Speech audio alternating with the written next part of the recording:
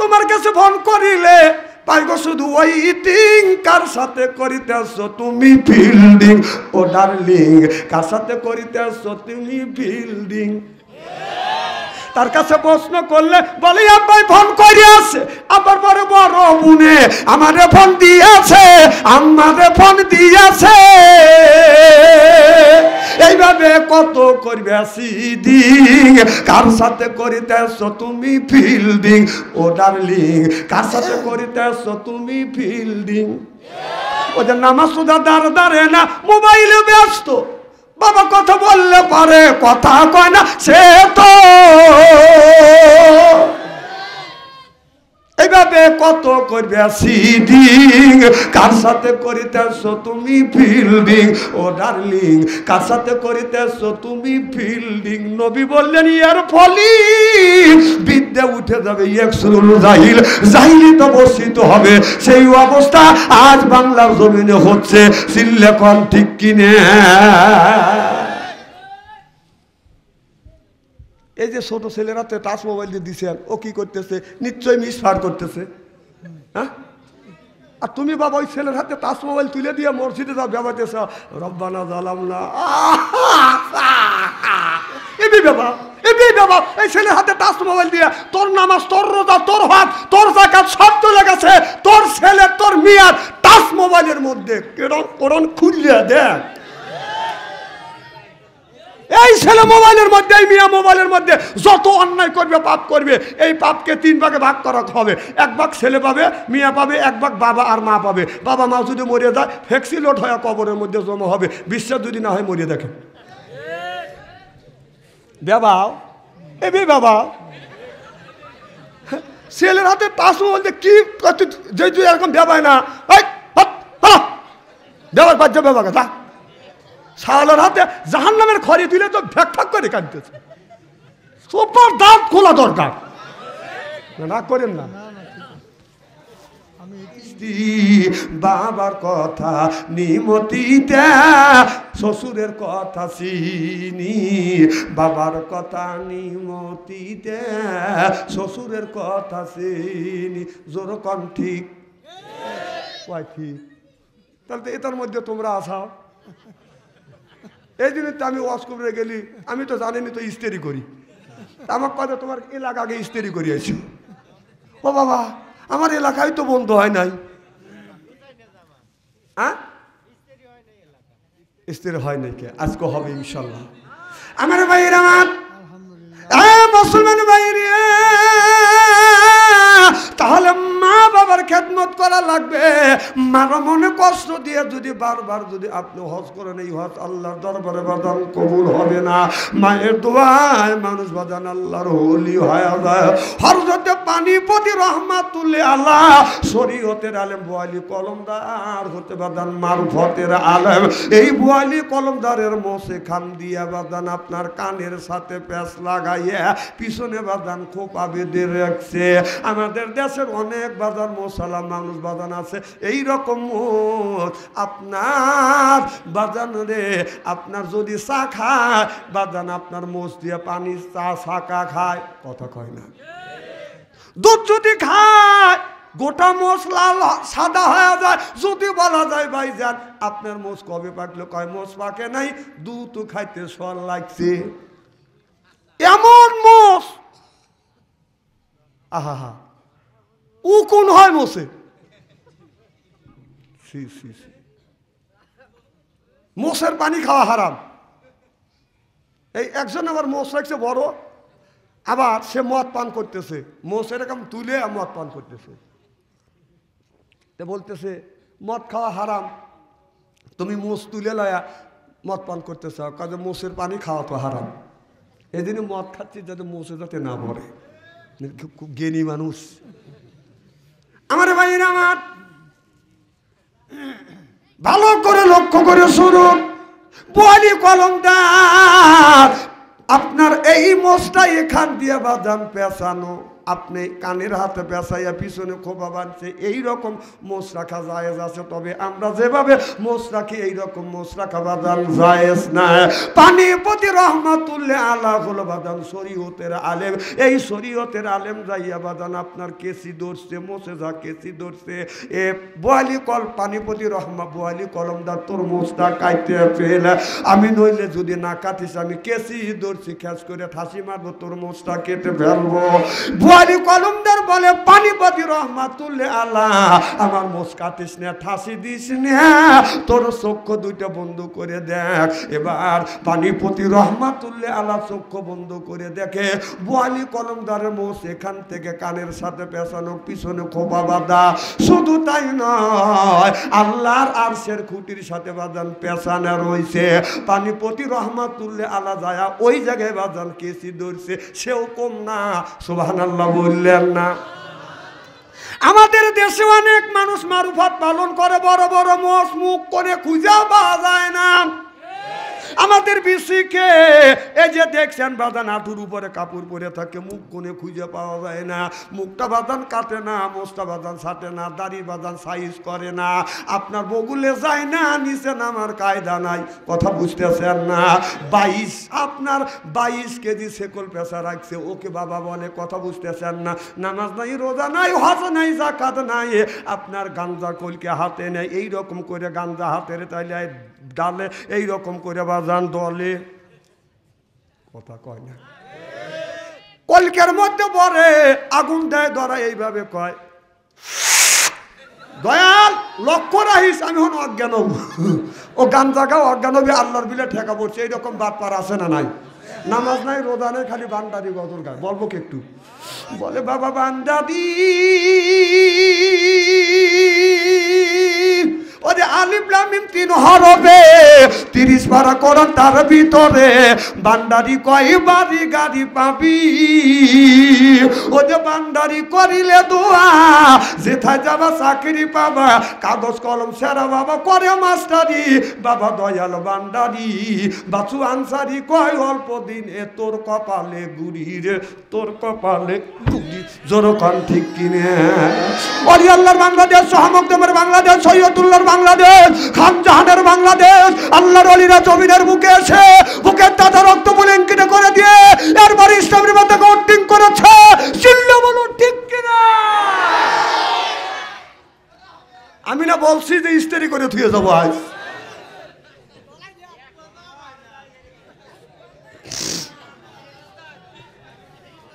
আচ্ছা, খুব কি খারাপ লাগতেছে? যদি ঘন্টাখানে আলোচনা করি, শোনার জন্য রাজি আছেন তো? হাত তুলে দেখান তো, দেখে রাগ করবেন কারা কারা? না, সকলের মন মানুষটা ভালো আছে। আমি অন্তর থেকে দোয়া করি আল্লাহ যেন জান্নাতে জানে কেমন শিখে দেয়। জোরে কান আমিন। আমার ভাইয়ের আমার মত যদি এদিক তাকান, চেহারা কি একবারে খারাপ নাকি? কোনো দিকে তাকাবেন না। আলেম যতই কালো হোক, তার চেহারার দিকে চা থাকলে সগিরে গুলো মাফ করে দেখে আল্লাহ। সুবহানাল্লাহ। আমার ভাইয়ের আমার এবার বোয়ালি কলমদার পানিপতি বোয়ালি কলমদার বলে আমার, উনি যাইয়া বাজান মোষ রাখছে, যা দেখে চোখ বন্ধ করে দেখে আল্লাহর আরশে আজিমের সাথে বাজান মোষটা পেঁচানো। সুবহানাল্লাহ বললেন না? এবার পানিপতি রহমাতুল্লাহ আলাদা আপনার আরশে আজিমের নিচে যা বাজান কেসি ধরছে। এবার পানিপতি রহমাতুল্লাহ আলা বলে বোয়ালি কলমদার তোর মোষটা কাটতে ফেল, যদি না কাটিস আমি কিন্তু ঠাসি দেবো। কয় ঠাতি দিস না, গলা দিয়ে বাজান রক্ত উঠবে। করে ঠাসি মারছে, গলা দিয়ে রক্ত উঠে এখন মারাই যায়। এবার বলে ভাই যেন আমার ভুল হয়ে গেছে, আমারে মাফ করে দাও। বলে তওবা কর, আর জীবনে আমার এই মোষ নিয়ে তুই এরকম মস্কারি করবি না, ইয়ার কি করবি না। আল্লাহর কাছে তওবা করছে, আল্লাহ আমাকে তুমি মাফ করে দাও। বোয়ালি কলমদার দোয়া করছে, পানিপতি রহমাতুল্লাহ আলা ভালো হয়ে গেছে। সিল্লা সিল্লা কর আল্লাহু আকবার। আমাদের ওই সময় ছিল বোয়ালি কলমদার পানিপতি রহমাতুল্লাহ আলা আল্লাহর ওলি। আমাদের দেশে বাদান আল্লাহর ওলি। আল্লাহর ওলি জীবনে কোনোদিন নামাজ পড়ে না, মাথায় রাখছে বড় বড় জ্বর, পরনে আপনার পরনে হলো মাথায় বড় বড় চুল, এরপরে মাঝে মধ্যে করে ভুল, পরনে হলো পাটের ছালা, হাতে হলো বাদান বালা, গলায় হলো পুতির মালা। আমি হিসাব করে দেখলাম ওই লোকটা হলো অরিজিনাল শয়তানের শালা। নামাজ নাই, রোজা নাই, হজ নাই, জাকাত নাই, খালি কয় খাঁচার ভিতর রসেন পাখি ঢুকলো কিভাবে। এই যে খাঁচার ভিতর রসেন পাখি ঢুকলো কিভাবে, মুর্শিদকে খাওয়াইলে সানাও পাখি কি খাবে। মুর্শিদ কাল মাখন সানা পাখির তো খাওয়া হইল না, মুর্শিদকে খাওয়াইলে সানা পাখি কি খাবে, পাখি গু খাবে। তা তোর কি? এই পাখি বলে বেশি বেশি করে নামাজ পড়ো, পাখি বলে বেশি বেশি করে কোরআন তেলাওয়াত করো, পাখি বলে বেশি বেশি করে জিকির করো। রসুল বললেন কুল্লু সাইয়েল সেকালাতুল কুলু বিহিল যিকরুল্লাহ। রসুল বললে বেশি বেশি করে জিকির করো, কলপের ময়লা পরিষ্কার করে দিবে কে? এই কাপড়ে যদি ময়লা মরে সাবান ছোটা দিলে বাদান ময়লা পরিষ্কার হয়। শরীরে যদি ময়লা পড়ে সাবান দিয়ে বাদান আপনার শোভা দিয়ে এইরকম করে ডললে বাদান ময়লাগুনি পরিষ্কার হয়, এইরকম করে ডললে ময়লা বাদান পরিষ্কার হয়। কথা কয় না রে? আপনার মনের মধ্যে যদি ময়লা পড়ে কি দিয়ে পরিষ্কার করব? ও মনে বাবলা পাতা দাগ লেগেছে, ধুইলে কি যান সাবানে সাবানে, মনের ময়লা মুজিবে কেমনে? এ খাদ্য তো যায় না রে দুলে, সবাব যায় না রে মোলে, শিকার গন্ধ যাইবে কি ভাই, সুসর বন্ধ যাবে কি ভাই, গোলাপ জল দিলে মনের ময়লা মুজবে কেমনে? কুল্লো সাইয়াল সেকালাতুল কুলু বিহিল যিকরুল্লাহ। বেশি বেশি করে জিকির করলে কলবের ময়লা পরিষ্কার করে দেয় কে? কিন্তু এই জিকির না, যে জিকির করলে আল্লাহ বেজার হয়, জিকিরের শব্দ হলো সুবহানাল্লাহ, আলহামদুলিল্লাহ, লা ইলাহা ইল্লাল্লাহু, আল্লাহু আকবার। তারপরে আপনি সেপাতে জিকির গুনে করতে পারেন, ইয়া রহমান, ইয়া রাহিম, ইয়া খালেক, ইয়া মালিক, ইয়া হান্নান, ইয়া মান্নান। এ জিকির গুনে করতে পারো। তা না করিয়া আমাদের জিকির করে কেউ ফেরে না খালি হাতে। ও পরোটা খাও তো তেল করো, তাই নিয়ে মাটি কেটে খাও। এখন তো ঠিক কবে, কিন্তু হলে যা তো হাঙ্গ ঠিক মতো মারো।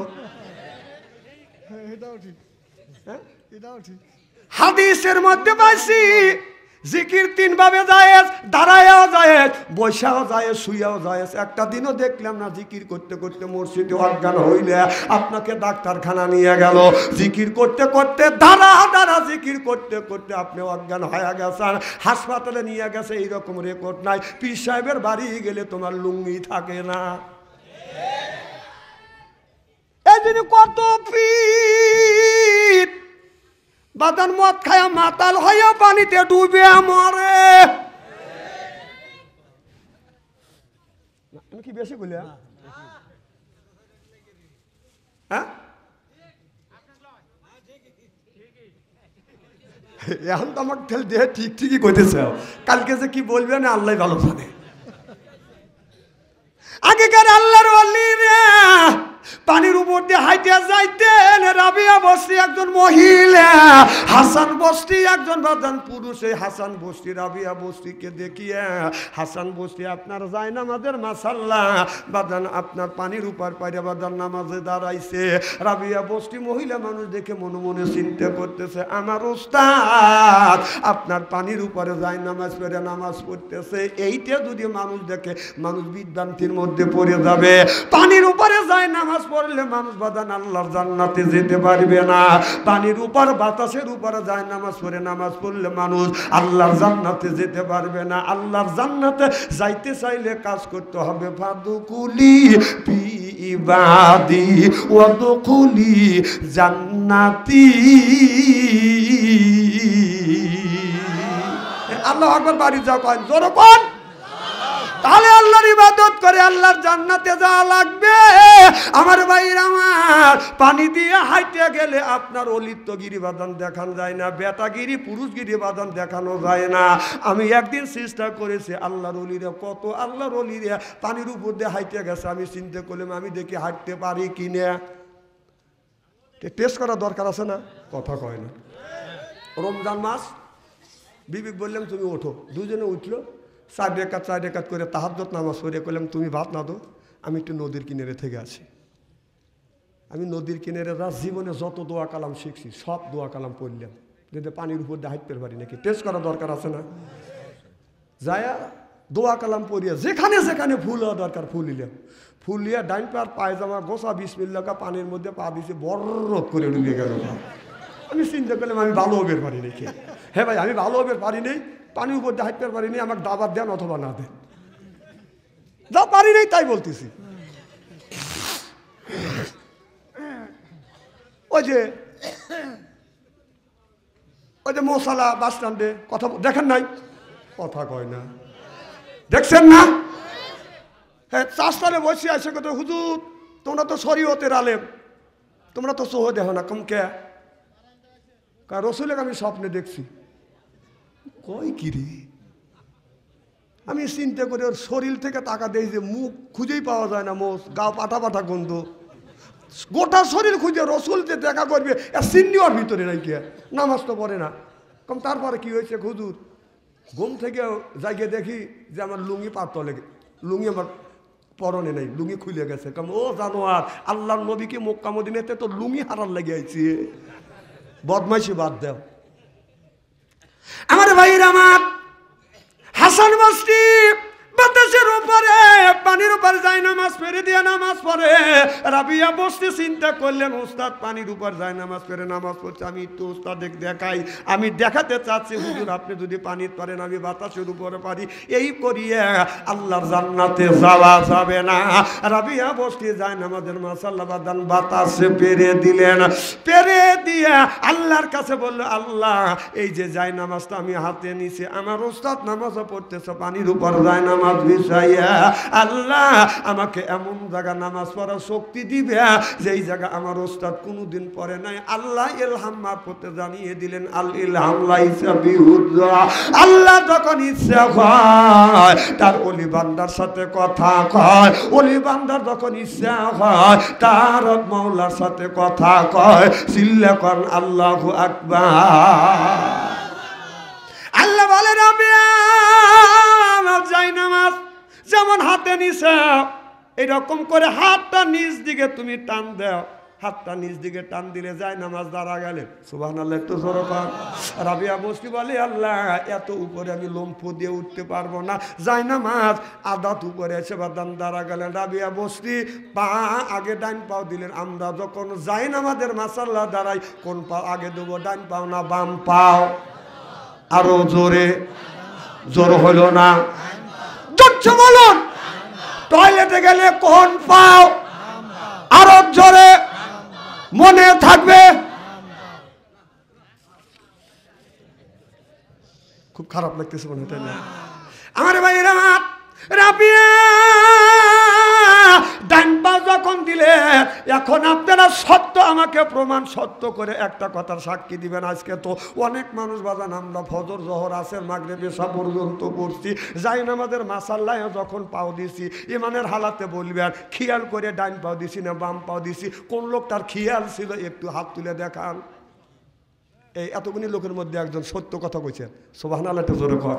আসলে আমাদের খেয়াল থাকে না যে ডাইন পাও দেবো না বাম পাও দেবো, ভুলে আমরা ডাইন পাও দেই না বাম পাও দেই। শয়তানকে আগে ডাইন পাও দেওয়া বাদ দিয়ে আগে বাম পাও দে। এটা আপনার দোষ না, শয়তান পিছনে লাগিয়ে আছে। এই জন্য সব সময় মাথায় রাখবেন আমি যে আল্লাহর আদালতে দাঁড়াবো কোন পাটা আগে রাখবো। সুবহানাল্লাহ একটু জোরে কর।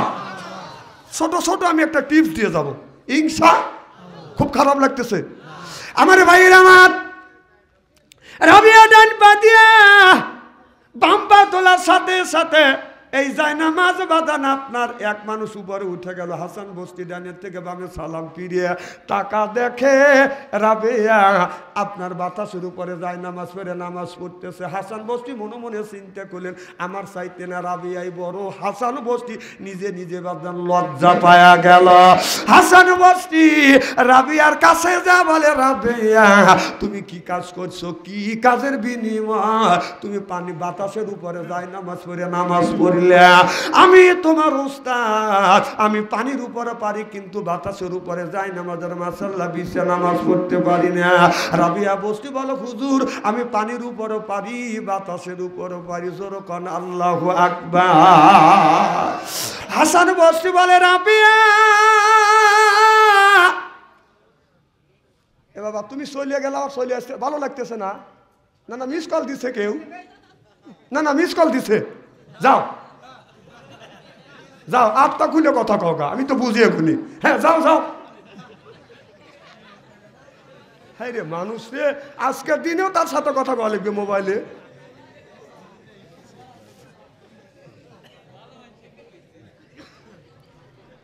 এদিক তাকান। না না আমি চিনি তো এক একটা যুবক ছেলের কাছে মোবাইল ফোন আছে, এই প্রেম ভালোবাসা করতে করতে মোবাইলের মধ্যে প্রেম আর ভালোবাসা করতে করতে প্রেমের সেঞ্চুরি করছে। কথা কি অবাস্তব বলতেছি? এই যে পুরান টেপনি গ্রামের মধ্যে যদি 50টা যুবক যুবতী থাকে, তাদের হাতে যদি স্ক্রিন টাচ মোবাইল থাকে, রাত 12টার পরে আপনি ফেসবুকের মধ্যে ঢোকেন, মেসেঞ্জারের মধ্যে ঢুকে দেখেন, যদি 50টা যুবক যুবতী থাকে তার 40টাই রাত 12টার পরে লাইনে রয়েছে। না না কি করতেছে? তাহাজ্জুদ নামাজ পড়তেছে।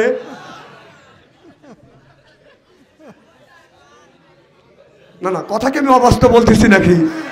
ওরা তাহাজ্জুদ নামাজ পড়তেছে না, রাত 12টার পরে বাপ মা দোজকে নেওয়ার জন্য চেষ্টা করতেছে। কথা কও ভাবছে যে বাপ মা বেহেশতে নিবে, স্বর্গে নিবে, না দোজকে নেওয়ার জন্য চেষ্টা করতেছে।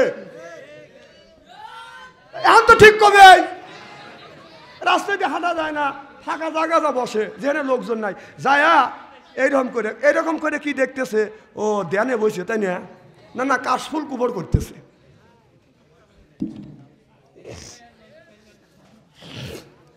এক একটা যুবক ছেলে, এই যে একটা ছেলে রাতে 10 বছরের ছেলে, তার কাছে দিছে মোবাইল। ও জীবনে মাকেও ফোন দেয় না, বাবাকেও দেয় না, বোনকেও দেয় না, ভাইকেও দেয় না, অথচ ওর কাছে ফোন করলে ওয়েটিং পাওয়া যায়। তোমার টাচ মোবাইল একটা মানুষকে দোজকে নেওয়ার জন্য একটা স্ক্রিন টাচ মোবাইলই যথেষ্ট।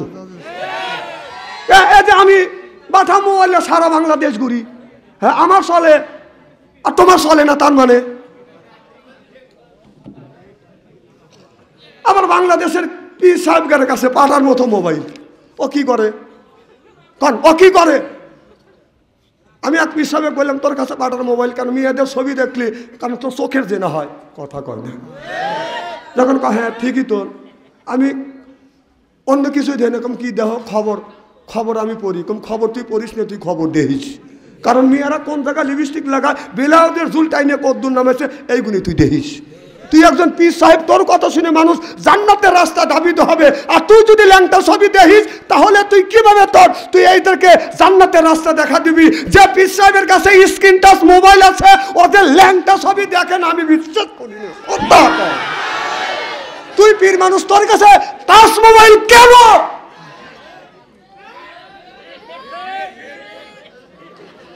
কি খারাপ লাগতেছে নাকি? না না আমি গেলে আপনার পীরের নাম ধরে বলি নাই কে, সেটা আমার ওস্তাদও আমার পীরও হইতে পারে। পীর মানে ওস্তাদ, পীর মানে কেউ না। পীর মানে কি যে আমাকে বেহেশতে নিবে না, অতি বেহেশতে যাইতে পারবে কি না পারবে? শোনেন, ডাক্তারের বউ কিন্তু ডাক্তারের বউ সিজার করায় না, আর মৌলানারা বাড়িতে মিলাদ কমই পড়ায়। আর পীর সাহেবের বউ পীর সাহেবের কাছে মুরিদ হয় না, জানে যে শালা লুচ্চ। যান শুনে দেখেন। আবার গোপন কথা কি? না না আমি ধরা খাবো কে? আমি কি মুরিদ করা ধরছি নাকি? করবো না জীবনে মুরিদ। এ জুতালে উঠলে কেটা রে ভাই? তুই জানি উঠতে পারবি না, তুই আমার চোখে পড়ে গেছিস। এবার খুব খারাপ লাগতেছে নাকি? মাথা লাগতে জড়খান তাকবীর। এবার হাসান বসতে বলে রাবিয়া, কি আমল করলে আমলের বিনিময় তুমি পানির উপরে বাতাসের উপরে যায় নামাজ পড়ে নামাজ পড়ছো? এবার রাবিয়া বসরি বললেন, হুজুর আমি 4টে আমল করছি আর 4টে জিনিস ছাড়িয়ে দিছি। কোনো ব্যক্তি যদি 4টে আমল করতে পারে, 4টে জিনিস যদি ছাড়িয়ে দিতে পারে, সম্ভব হবে পানির উপরে যায় নামাজ পড়ে নামাজ পড়া, সম্ভব হবে বাতাসের উপরে যায় নামাজ পড়ে নামাজ পড়া। হাসান বসরি বলল, রাবিয়া বলো তোমার সর্বপ্রথম কোন আমলটা, কোন জিনিসটা ছাড়িয়ে দিছো? বলো হুজুর আল্লাহ বলেছেন কুলু মিন তৈয়বাতুন মা রাযাকনাকুম, আগে হালাল খাও এরপরে ইবাদত করো, এই ইবাদত আল্লাহর দরবারে কবুল হয়ে যাবে। সিল্লাকান আল্লাহু আকবার। আগে হালাল খাও, হালাল খাইয়া ইবাদত করো, ইবাদত আল্লাহর দরবারে কবুল হবে। কিন্তু তোমার এই খাবারের মধ্যে রয়েছে সুদের টাকা, ঘুষের টাকা, কথা কয় না। তুমি ঘুষের সুদের টাকা দিয়ে এখন বাংলাদেশে কোনো ব্যবসায় বাদাম জমজমাট নাই, একমাত্র সুদের ব্যবসা হলো জমজমাট ব্যবসা। কারণ ওরা বোঝে না, যারা সুদ খায় ওরা অবধ মানুষ, ওদের বেশি ওদের গালি দিয়ে না, ওদের জন্য দোয়া করবেন আল্লাহ ওদের জানে হেদায়েত নসিব করে। কারণ ও সুদ খাবে, ঘুষ খাবে, খায়া ছেলে মেয়ে এক মানুষ করবে, বউ বল বাচ্চাকে মানুষ করবে, গুতনি খাওয়ার সময় কিন্তু ও একা খাবে, কথা কয় না। সুদের টাকা খাবে ও, সুখ ভোগ করবে ছেলে মেয়ে বউ বল বাচ্চা, আর গুতনি কবরের মধ্যে খাওয়ার সময় যে সুদ খাবে ওই খালি গুতনি খাবে। তাহলে এর সাইতে মানে পরে ব্যাপার লেগে খাবে, একজন গুতনি খাবে, এর সাইতে অবধ মানুষ আল্লাহর জমিনে আছে। এটা একেবারেই অবধ মানুষ, ওদের কিচ্ছু বলবেন না, ওদেরকে মসজিদের সেক্রেটারির সভাপতি বানাবেন। আমু জানি দিয়েন না, আমু দিলি করলে আপনি আমার কাছে টার্গেটে পড়ে দেবেন, তাহলে আপনি সুদ খান, আমার দিকে চাহা থাকতে হবে। আর যদি কেউ উঠে যায় বুঝতে হবে ও সুদ খাইতে তোর গায়ে লাগতেছে। আমি তোমার খারাপ বলতেছি না, কারণ সুদ খায় আল্লাহ বললেন উলুমিন তৈয়বাতুন মা রাযাকনাকুম, আগে হালাল খাও এরপরে ইবাদত করো, আল্লাহর দরবারে কবুল হবে। ইবাদত যদি না হালাল না খাইয়া ইবাদত যদি করে, এই ইবাদত জীবন ভর বাদান কবুল হবে না। কারণ এই জমিনে গ্রামে গ্রামে যদি বাদান আপনার গজব হয়, একমাত্র যারা সুদ খাবে তাদের জন্য গ্রামে গজব আসবে, আর যারা জেনা ব্যবসায়ী করবে তাদের কারণে বাদান গ্রামে গজব আসবে। অন্যায় করবে সুদখোর আর জেনাখোর, আর গজবের হাতে পড়বে গ্রামের সব মানুষ, এটা বাদান হইতে দেওয়া যাবে না। সিল্লাকন ঠিক কিনে এই যদি সুদ করে মসজিদের ক্যাশিয়ার সভাপতি সেক্রেটারি বানাবেন, লজ্জায় যেন সুদ খাওয়া বন্ধ দেয়। এখন তো ঠিক করবে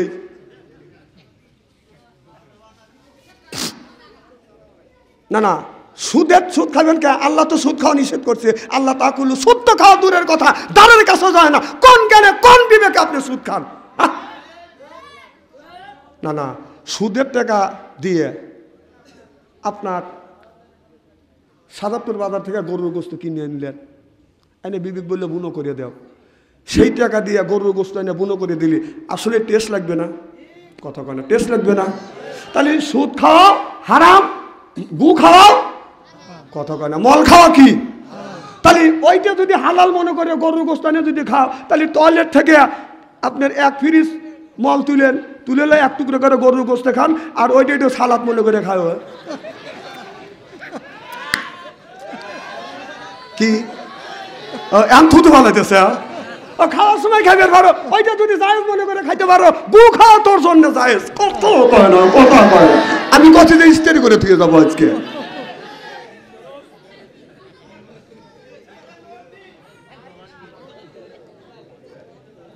আর চা লাগবে না।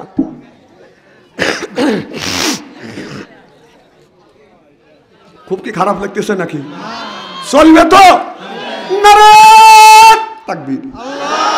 আচ্ছা, আপনি আমার উপরে রাগ করেন কে? আল্লাহ সুদ খাওয়া নিষেধ করছে, এই জন্য আমি বলতেছি। আল্লাহ যদি না বলতো আমি জীবনে বলতাম না। তাই আল্লাহর উপরে রাগ করেন না, আমার উপরে চোখ বড় বড় করতেছেন কে? হ্যাঁ, ও লরম বাবা চল তারি। না না, আল্লাহ বলছে নিষেধ করছে, সুদ খাওয়া হারাম করছে, তা কওগা। আর আমি বলবেন গেলে আমি বলছেন যে কেন না, আমার খালাতো ভাই আছে, তাকলি আইসো, কথা কয় না।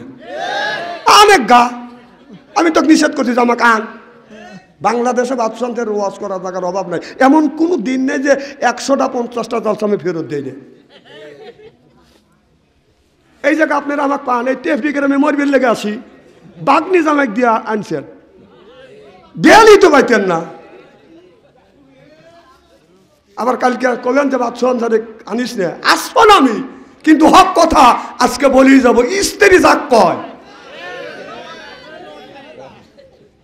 আমার ভাইয়ের, আমার একজনের 2টা ছেলে, এক ছেলে বাদান ইমামতি করে বাদান 3000 5000 টাকা বেতন পায়, আর এক ভাই সুদে লাগাইয়া গরুর গোস্ত আনে বুনো করে বাদান খায়।